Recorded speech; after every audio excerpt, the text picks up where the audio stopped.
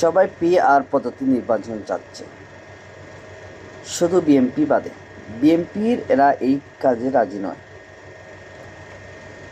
এবং সবাই চাচ্ছে জাতীয় নির্বাচনের আগে স্থানীয় নির্বাচন। এটা তো বিএনপি রাজি নয়।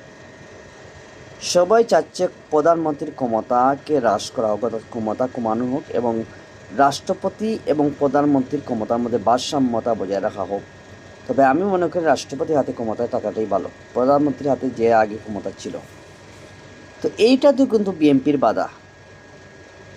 দুইবারের কেউ বেশি প্রধানমন্ত্রী হতে পারবেন না, এটা তো কিন্তু বিএনপির বাধা ছিল। তবে কোনো মতে তারা রাজি হচ্ছে। এটা তারেক রহমানের হস্তক্ষেপে বা বেগম খালেদা জিয়ার হস্তক্ষেপে এটা রাজি হয়েছে। তবে আমি মনে করি এই বাকিগুলো তো রাজি করাতে বাধ্য করা হোক, বিএনপিকে বাধ্য হবে ইনশাল্লাহ। তবে এটা সর্বোচ্চ চাপ প্রয়োগ করতে হবে।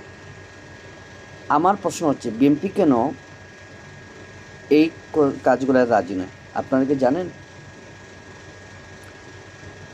এটা অনেকের প্রশ্ন থাকতে পারে। তবে আমি যে কথাটি বলি এটা কতটুকু যুক্তিসঙ্গত মিলে আমি বলে দিচ্ছি।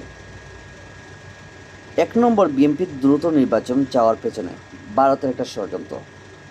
ভারত বলছে যে আমরা তোমাদের পক্ষে আছি, তোমাদেরকে সমর্থন করে তোমার ক্ষমতা দীর্ঘস্থায়ী করে রাখতে পারবে। আরেকটা হচ্ছে যে বিএনপি চাঁদাবাজি, লুটপাট বা বিভিন্ন যে কর্মকাণ্ডের একটা অভিযুক্ত।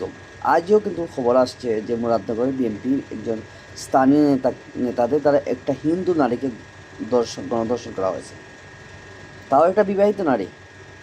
এখন এই অবস্থায় যদি নির্বাচন দীর্ঘায়িত হয়, আর এই বিএনপির একটা অতি পাগলামি আর অতি উৎসাহীপনা, যারা এককভাবে বিভিন্ন জায়গা দখল করা, আওয়ামী লীগের পরিত্যক্ত অংশ তো দখল করছে, সাথে সাথে সাধারণ মানুষের জায়গা দখল করে নিচ্ছে। চাঁদাবাজ, লুটপাট, টেন্ডারবাজি এগুলো আছে, বিভিন্ন জায়গার ডাকাতি, এগুলোতে কিন্তু অনেক ক্ষেত্রে বিএনপি, আওয়ামী লীগ তো আছেই, বিএনপি কিন্তু জড়িয়ে যাচ্ছে।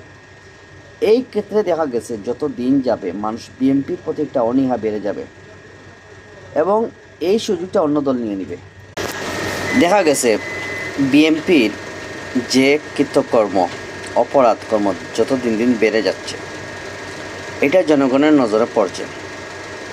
দিন কি দিন যাচ্ছে তা প্রকাশিত হচ্ছে তাদের আসল চেহারা।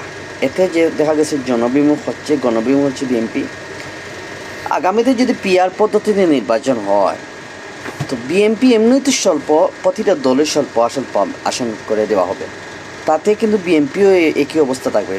আর তার মধ্যে কিন্তু বিএনপির এই কৃতকর্মের কারণে বিএনপি হয়তো মাত্র 20% ভোট পাবে, তাতে অন্য দল হয়তো নির্বাচিত হতে পারে।